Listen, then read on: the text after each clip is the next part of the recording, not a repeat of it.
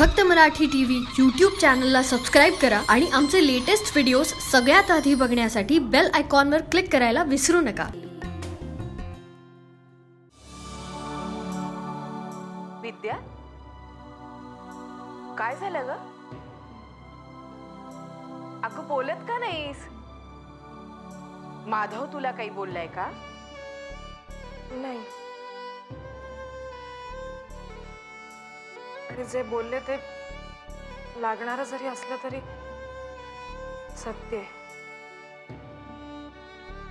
फक्त मी याचा विचारच केला नव्हता. म्हणजे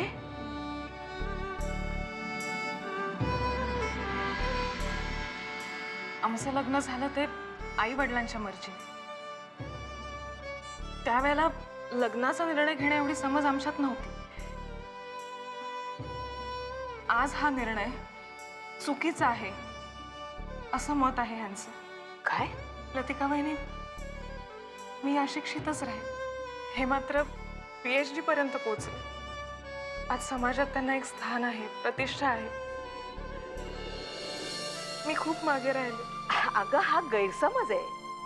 डॉक्टरची बायको डॉक्टरच असायला हवी असं तर नाही ना? पण त्यांना तसंच वाटतंय. शहरातलं जे काही आहे ते नवीन त्यांना आकर्षित करणार आहे. आणि जितक्या गोष्टी गावाकडल्या आहेत त्या जुनाट, पुरातन, उरसटलेल्या आहेत. त्यांना बायको म्हणून हवी आहे एक विदुषी, एक हुशार, चतुर, ज्ञानी स्त्री. आणि ती मी नाही, हे सत्य आहे. अगं पण हा तुझ्या आयुष्याचा प्रश्न आहे. लग्नापूर्वी माधवच्या अशा अटी असत्या तर ते रास्त होतं. पण आता लग्न झालंय म्हटल्यावर पण ते स्वीकारायचं की नाही हीच समस्या आहे. स्वीकारणं किंवा झिडकारणं हे पुरुषाच्या मर्जीवर आहे. आणि आजही हे सगळ्यात मोठं सत्य. माझ्या भावनांना, माझ्या स्वप्नांना किंमत शून्य. कारण का तर या मधल्या काळामध्ये माझ्या नवऱ्याने खूप प्रगती केली. इतकी प्रगती केली की तो मला झिडकारू शकतो. आणि एखाद्या जखमी जनावरासारखं मी कोपऱ्यात बसून कणत रडत राहायचं. त्याशिवाय मी काही करू शकत नाही. पुरुष प्रधान संस्कृतीतला हा अलिखित नियम आहे की स्त्रीला शून्य महत्व. जोपर्यंत तिची गरज आहे तोपर्यंत तिला डोक्यावर चढवा आणि एकदा गरज संपली की पायदळी तुडवा. पूर्वापार हे असंच होत आलंय, असंच होतंय, हे असंच होत राहणार आहे. शांत हो विद्या. शांत बसण्याशिवाय मी काहीच करू शकत नाही. कारण माझ्या नवऱ्याच्या मर्जीवर, दयेवरच माझं भवितव्य आहे, हे सत्य. माझ्या आई वडिलांनी घेतलेल्या चुकीच्या निर्णयाचं हे प्रायश्चित. म्हणजे शेजारच्या मोहिनीला सुशिक्षित करायला माझा नवरा काहीही करू शकतो, पण स्वतःच्या बायकोला शिकवायला त्याला वेळ नाही. कारण मी त्याच्यावर लादली गेलीये हे तो विसरू शकत नाही. आणि मला नवऱ्याशिवाय तरुणोपाय नाही हे मला विसरता येत नाही. असो,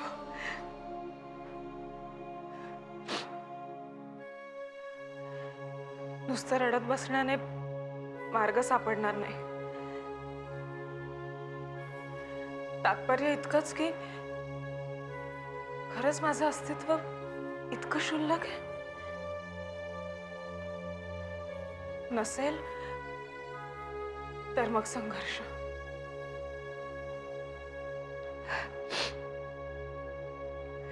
चला, आईला पत्र लिहायला घेते. इथे सगळं कुशल मंगल आहे कळवते. सुखाने संसार करीन, कारण संस्कार आहेत तुमचे. शेजारच्या दुर्गा आजीला, दामू काकांना, रघुनाथ भटांना, दिनू काकांना, आप्पा, तात्या, पोस्टमास्टर सगळ्यांना माझा नमस्कार सांगा. म्हणा मुलगी सुखात नांदते, खूप सुखात.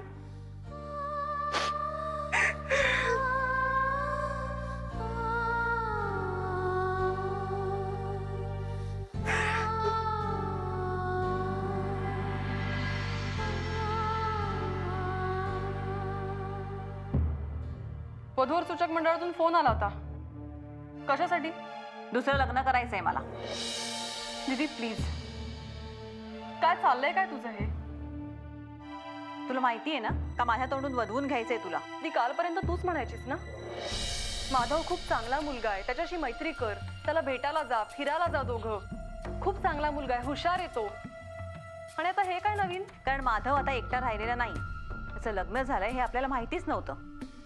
त्याची बायको इथे आलेली असतं ना, तुला मैत्री वाढवायची गरजच काय? कम ऑन दी, डोंट बी सो रूड. मैत्री ही मैत्रीच्या जागीच असते. मैत्रीचे नीती नियम मला कळतात. मैत्रीची काही लिमिटेशन्स असतात, त्याचं पावित्र्य असतं. हे तू नको मला सांगूस. मोहिनी, माझ्याशी अशा भाषेत बोलू नकोस. तुझी मोठी बहीण आहे मी, विसरलीस का तू? तुझं काय चांगलं काय वाईट हे जास्त मला माहितीये. दी तुला काय म्हणायचंय? मी माधवचा संसार मोडायला निघालीये, त्याला त्याच्या बायकोपासून दूर करते असं तुला वाटतं? हे असे विचार तुझ्या मनात कसे काय येतात? आमच्या दोघांमध्ये नितळ मैत्री नाही राहू शकत का? मैत्री सुखदुःखात सुद्धा टिकवायची असते. एकमेकांना मॉरल सपोर्ट करायचा असतो. मैत्रीचा हा नियम तू विसरलीस ना दी? दी, माधव खूप अस्वस्थ आहे आणि या अशा परिस्थितीत मी त्याची साथ सोडू? नाही दी, मला नाही जमणार ते. मी लग्न माझ्या पसंतीनेच करीन, तू दबाव आणू नकोस. आणि प्रश्न राहिला तर विद्याचा. विद्या खरंच खूप चांगली मुलगी आहे, मला ती आवडते सुद्धा. माधवशी मैत्री मी नाही सोडणार, कळलं? विद्या, ए विद्या, अगं माधवच्या कथेवर आधारित चित्रपट टीव्हीवर दाखवतायत आता. हो हो, आता मी पाहिलं. प्रसिद्ध लेखक माधव अभ्यंकर यांच्या कथेवर आधारित चित्रपट असं दाखवत होते. ह्यांना माहित असेल का? हो म्हणजे काय, नक्कीच. बोलले नाहीत मला, बोलणार पण नाही. मी बघणे आणि न बघण्याने काय फरक पडतोय? त्यांचे चाहते आणि प्रशंसक काही कमी आहेत का? हे बघ, तू येतेस ना, नको ग इतका विचार करूस. चल. आतापर्यंत विचार करत नव्हतेच लतिकाबाई, पण आता मात्र प्रत्येक कृतीचा विचार हा करावाच लागेल.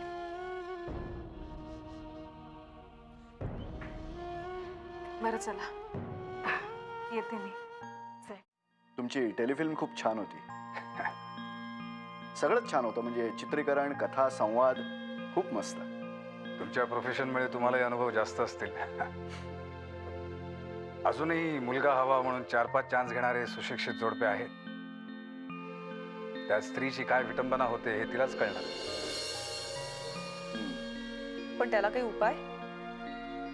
समाज व्यवस्था, सनातन विचार आणि अंधश्रद्धा, वंशाचा दिवा हवा असा समज मोडीत निघायला हवा. ते होत नाही. त्यासाठी जागृती सर्व स्तरांवरून व्हायला हवी. माझी फिल्म ह्याच विषयावर होती. करेक्ट. आणि मला खरंच खूप आवडली. मला एक्सक्यूज मी, आलो मी. बरं, विद्या काय म्हणते? तिने पाहिली असेल ना तुमची ही टेलिफिल्म? तिचं काय म्हणणं आहे तुमच्या या कथांवर?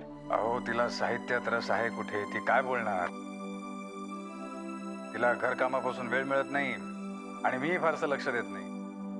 ती तिच्या व्यापात, मी माझ्या कामात. मला असं वाटतं की तुम्ही तिला समजून घ्यायला हवं. अगं पण माधव प्रयत्न करत नसेल का? आणि शिवाय विद्या बहिणींनी सुद्धा पुढाकार घ्यायला हवा ना? पुढाकार घेतच नाही.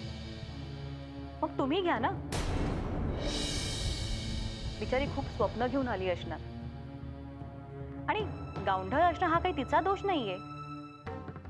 तुम्ही तिला समजून घ्या ना. येतो मी.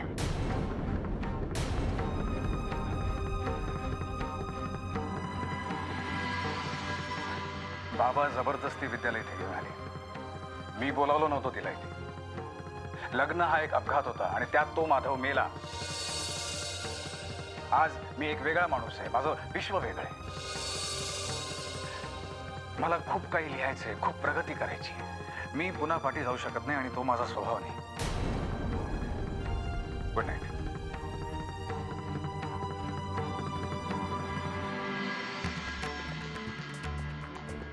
दी तू विद्याचा मुद्दामून विषय काढलास ना? कारण मला तिची काळजी वाटते. का? आपण उगाच माधवच्या आयुष्यात इंटरफेअर करतोय असं वाटेल त्याला. करणारच ना, मित्र आहे ना आपला. ती टोमणे मारू नकोस. मी विद्याबद्दलच बोलते. अगं कुठल्याही गोष्टीला एक आकार घ्यायला निश्चित वेळ लागतो. मला असं वाटतंय की माधव विद्याकडे जास्तच दुर्लक्ष करतोय. मला नाही वाटत तसं. अगं या गोष्टी सहवासाने घडतात. विद्यामध्ये जर तसे गुण असतील तर माधव स्वतःहून आकर्षित होईल तिच्याकडे. अच्छा, म्हणजे तोपर्यंत विद्याने सगळं सहन करायचं? नाही, मला नाही पटत. जो माणूस स्वतःच्या कथांमध्ये स्त्री मनाची खोली दाखवतो, त्यांच्या भावना ओळखतो, त्या माणसाला स्वतःच्या बायकोला समजून घेता येत नाही. तुमचा टीव्हीवरचा चित्रपट बघितला मी. थँक्स. विचारणार नाही मला कसा वाटला ते? का माझ्या प्रतिक्रियेची गरजच वाटत नाहीये तुम्हाला? नाही तसं नाही. सर्व स्तरातल्या दर्शकांची प्रतिक्रिया ही लेखकासाठी खूप गरजेची असते. कारण एकच विषय बघणाऱ्या अनेकांना त्यांच्या कुवतीप्रमाणे कळत असतो विषय. बोल, कसा वाटला तुला चित्रपट? चित्रपट वेगळा वाटला. म्हणजे वेगळा. पुढे बोल. चित्रपटाचा नायक पारस हा संसारात सुखी नसतो. कारण त्याची संशयी सतत रागवणारी बायको आणि तो तिच्यासारख्याच दिसणाऱ्या एका आधुनिक दिसणाऱ्या मुलीच्या प्रेमात पडतो आणि त्याची भरभराट होते. पण मग तो बायकोला का मारतो? म्हणजे यश मिळाल्यावर तो तिला का नाही हे सगळं उपभोगू दे? विद्या, तुला चित्रपटाची कथाच कळलेली नाही आणि फार त्रास करून घेऊ नकोस. तुला कळणारी नाही. गावाकडल्या यात्रांमधील वीर घटोत्कच, सीता स्वयंवर बघण्याची सवय तुला. हा विषय तुझ्या आकलना पलीकडचा आहे. Good night. एक मिनिट. जर सामान्य दर्शकांपर्यंत तुमचा विषय संपूर्णपणे पोहोचत नसेल तर चूक दर्शकांची आहे का लेखकाची?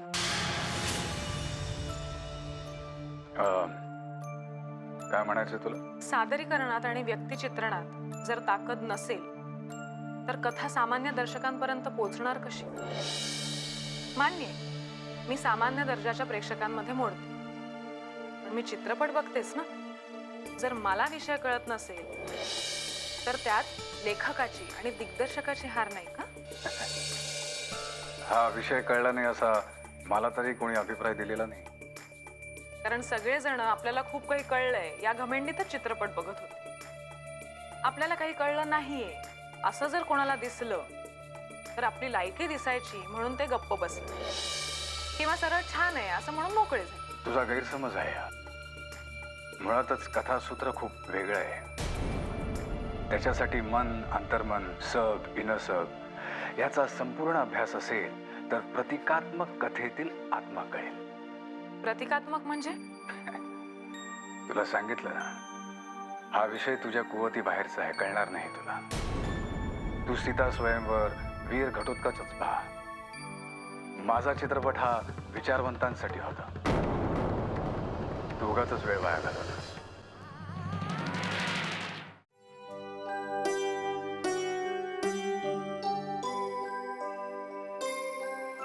नले अगं ए नलिनी, अगं काय इथे काय करतेस तू?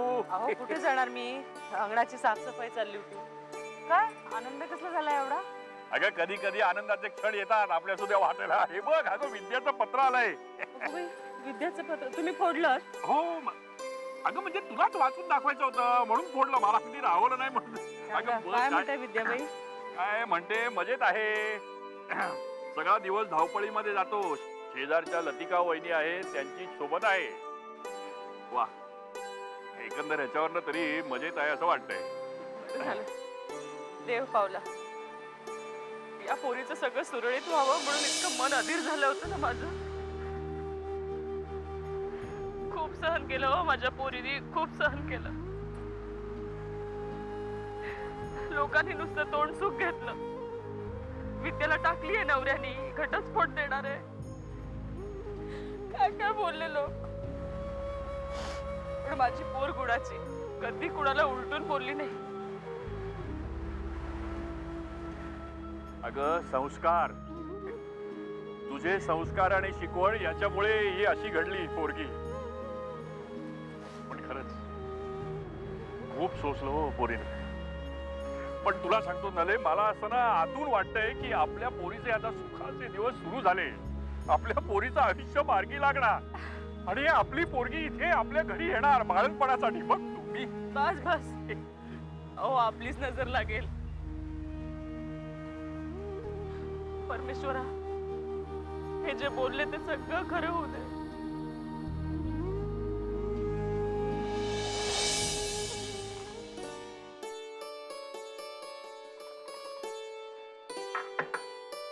हे घ्या दूध.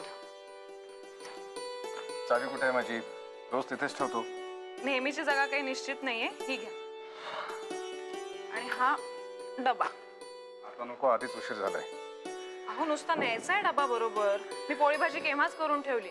न्यायलाही त्रास होतोय का? येतो मी. अहो दूध.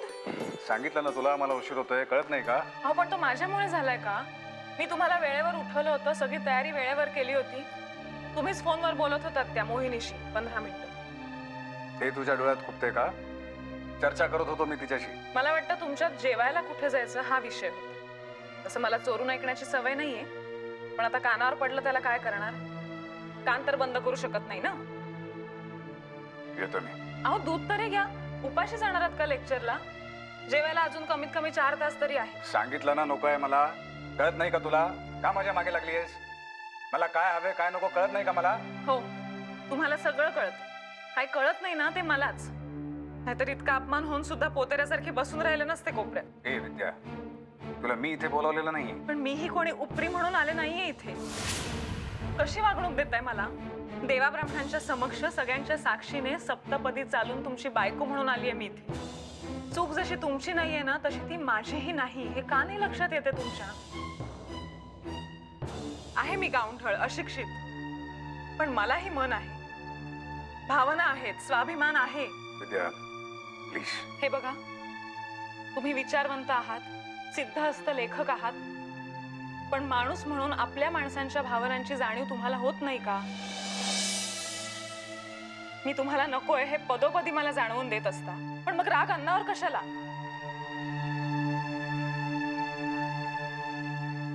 अहो डबा.